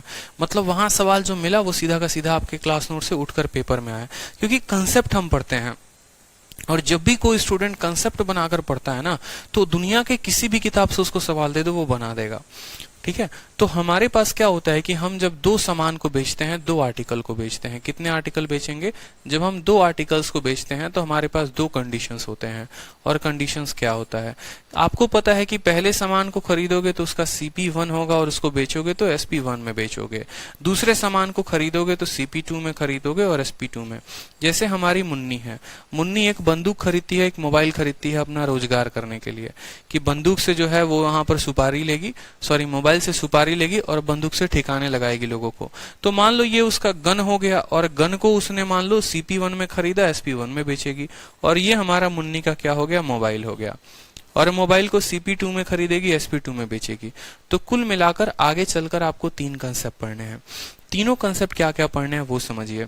कंडीशन नंबर 1 क्या होता है? कंडीशन नंबर वो दिया जाएगा कि मुन्नी का CP1 और CP2 बराबर होगा, यानी मुन्नी गन और मोबाइल दोनों को एक ही रेट में खरीद के लेके आती है। कट्टा अगर उसको मान लो 1 लाख का मिलता है तो आईफोन भी उसको 1 लाख का मिलता है। ठीक है, तो CP1 CP2 बराबर दिया जा सकता है हमारे पेपर में। कंडीशन नंबर 2 क्या होगा? कंडीशन नंबर 2 जिस पर सवाल बनते हैं वो ये बनते हैं कि मुन्नी चाहे सामान कितने में भी खरीद के लाई हो, कोई फर्क नहीं पड़ता है, लेकिन वो दोनों सामान को एक ही रेट पे बेचती है। यानी कंडीशन नंबर 2 होता है कि दोनों का सेलिंग प्राइस बराबर हो जाए। ठीक है, कंडीशन नंबर 2 क्या होगा? दोनों का सेलिंग प्राइस बराबर हो जाएगा। और कंडीशन नंबर 3 क्या होता है वो देख लीजिए। कंडीशन नंबर 3 फेवरेट, जिसके इसके पहले सिर्फ और सिर्फ मेरी शीट में क्वेश्चंस होते थे और उसके बाद इस बार सीजीएल के प्री में क्वेश्चन आए थे। इस वजह से बच्चों ने कमेंट भी किया था सर मुन्नी वाला क्वेश्चन आ गया है। 2 क्वेश्चन मैं हमेशा शीट में डालता था, एक मुन्नी और एक शीला के ऊपर, और एकदम सेम क्वेश्चन आया हुआ था हमारे पेपर में। कंडीशन नंबर 3 जो होता है वो ये होता है कि पहले आर्टिकल का जो क्रय मूल्य है वो दूसरे के विक्रय मूल्य के बराबर, यानी पहले को जितने में खरीदा दूसरे को उतने में बेचा, या फिर दूसरे को जितने में बेचा उतने में पहले को खरीदा। ये भी हो सकता है पहले को जितने में खरीदा दूसरे को उतने में बेचा, या फिर पहले को जितने में बेचा दूसरे को उतने में खरीदा। तो ये हमारा होता है थर्ड कंसेप्ट और फेवरेट कंसेप्ट, जहां पर हम CP2 बराबर SP1 की बात करते हैं। तो ये हमें टोटल कुल मिलाकर 3 कंसेप्ट पढ़ने हैं। जब दोनों आर्टिकल का क्रय मूल्य बराबर हो, जब दोनों आर्टिकल का विक्रय मूल्य बराबर हो, या जब पहले आर्टिकल का क्रय मूल्य दूसरे के विक्रय मूल्य के बराबर हो। 3 टियर और फेवरेट कंसेप्ट, तीनों के ऊपर आगे चलकर हम एक एक बढ़िया बढ़िया प्रश्न देखेंगे। ठीक है, और इनको हल भी करेंगे तो सेम एक ही हमारा मेथड होगा और उस एक ही मेथड से हम तीनों तरह के सवालों को हल कर पाएंगे। उस मेथड में बीच बीच में जहां जहां हमारे शॉर्ट ट्रिक्स आएंगे वो मैं आपको बताते चलूंगा ताकि आपको चीजें और आसान हो समझने में। तो उसी का एक पार्ट ये है, पार्ट नंबर 1 जो आप अभी पढ़ेंगे, जब दोनों आर्टिकल का CP बराबर हो, क्रय मूल्य बराबर हो। तो यही बात बोला गया है, जब CP सेम होगा, जब क्रय मूल्य सेम होगा, उसमें एवरेज के ऊपर आधारित क्वेश्चन होंगे। सवाल जैसे यहां पर देखिए, आपको अलग अलग सोर्सेस से दिया जाएगा, कोई दिक्कत की बात नहीं है, लेकिन आप सवालों को सेकंडों में बनाएंगे। जैसे ये प्रश्न देखिए, एक व्यक्ति है 50 पेन खरीदता है 50 रुपए में, ठीक है, हर पेन को 50 रुपए में खरीदता है और इस हिसाब से वो 50 पेन खरीद के लेके आता है। उसमें से 40 पेन को वो 5% के नुकसान पर बेच देता है, ठीक है। उसको 10% का फायदा पूरे पर कमाना है, तो बाकी बचे पेन को कितने में वो बेचेगा। इसी हिसाब से अगले सवाल को देखिए, यहाँ पर क्वेश्चन क्या बोला गया है, और एक एक सेकंड वाले क्वेश्चन है ये, कि ये कपड़े का व्यापारी है, अपने आधे कपड़े को 20% के लाभ पर बेचता है, बचे हुए आधे को 20% के नुकसान पर बेचता है, बाकी बचे को वो क्रय मूल्य पर बेचता है। टोटल ट्रांजेक्शन में कितने गेन या लॉस होगा। सारे के सारे प्रीवियस ईयर के, किसी सामान का 2/3 आप 5% के प्रॉफिट पर बेचते हैं, बचे हुए को 2% के लॉस पर बेचते हैं, टोटल प्रॉफिट इतने का, तो सामान था कितने का। देख रहे हैं आप, ये सभी चीजें बड़े आसान तरीके से हैं, ठीक है। तो सबसे पहले हम बात करते हैं अपने पहले क्वेश्चन की, ठीक है। और उस पहले क्वेश्चन के पहले हमें जो है थोड़ा सा बेसिक जानना पड़ेगा। जैसे मैंने आपको पता है क्या कहा, मैंने आपको कहा कि मैंने जो है सामान यहाँ पर खरीदा है, तो यहाँ पर डेटा देखो और यहाँ फिर एवरेज देखना, आपको समझ में आएगा, ठीक है। और यहाँ पर प्रॉफिट परसेंटेज या लॉस परसेंटेज फिर मैं बात करूंगा। मैंने कहा कि आपने 5 मोबाइल बेचा है या खरीदा है और 50% के लाभ पर। जैसे यहाँ सवाल में हमसे बोला गया है ना कि एक व्यक्ति इतना पेन खरीदता है और बेचता है इतने को इतने परसेंट पे, इतने को इतने पे। तो मैंने कहा कि आपने 5 पेन खरीदा और 5 पेन बेचा। 5 पेन को 50% के लाभ पर आपने बेचा है और 3 पेन को आपने जो है 10% के लाभ पर बेचा है। टोटल लाभ बताइए आपको कितना होगा। टोटल लाभ बताइए आपको कितना होगा। तो आपको कुछ नहीं करना है, आपको जब प्रॉफिट बोला जाएगा तो बोलेंगे सर 5 पेन को 50 पे, यानी 5 × 50, बात खत्म, प्लस 3 × 10 कितना, 3 पेन को 10% पे, हर पेन पे 10% का, तो 3 पेन पे देखो, हर पेन पे 50%, तो 5 पे कितना, इतने का लाभ। हर पेन पे 10%, तो 3 पेन पे कितने का लाभ, इतने का लाभ। और इसको भाग करेंगे, कितना सामान है टोटल, तो 5 × 3 8 से, तो 8 से हो जाएगा। ये 250 हो गया और ये 30 हो गया, 280/8%। ये आपका टोटल क्या हो जाएगा, ये आपका प्रॉफिट हो जाएगा। समझ गए बात को आप। ये आपका टोटल क्या हो जाएगा, आप करेंगे तो 8 × 24 हो जाएगा और 8 × 5 = 40, 35% का आपको टोटल लाभ होगा। 250 और 30, 280/8, यानी 35% का कुल मिलाकर आपको लाभ होगा। आपको इसी तरीके से सवाल करने हैं, अलग अलग सोर्सेस से आपको दिया जाएगा और बेचने को बोला जाएगा। सवाल बहुत कठिन होगा। अगर आपको अभी एवरेज हमने नहीं पढ़ाया, क्योंकि अगर जब हम आपको एवरेज पढ़ाते ना, तो हम आपको सिंपल एक छोटा सा कंसेप्ट यहाँ बताते कि देखो इससे 40 की कमी है, 3 आर्टिकल पर 120 की कमी है, 8 में बांटोगे तो 15 से भाग करोगे 120 को, ठीक है। 120 को 8 से भाग करोगे 15 आएगा, 50 में से 15 कम कर दो, 35 आपका उत्तर हो जाएगा। लेकिन अभी आपने वेटेड एवरेज का कंसेप्ट नहीं पढ़ा है, तो आपको अभी वेटेड एवरेज कंसेप्ट समझ में नहीं आएगा, इसीलिए आपको अभी बेसिक से इसको हल करना है।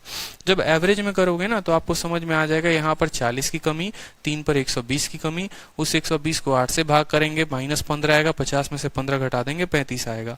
बट वो अभी आपको नहीं पढ़ना, अभी जब आपको एवरेज हम पढ़ाएंगे तो आप समझना। अभी फिलहाल बस आप ये समझो एवरेज निकालते कैसे हैं।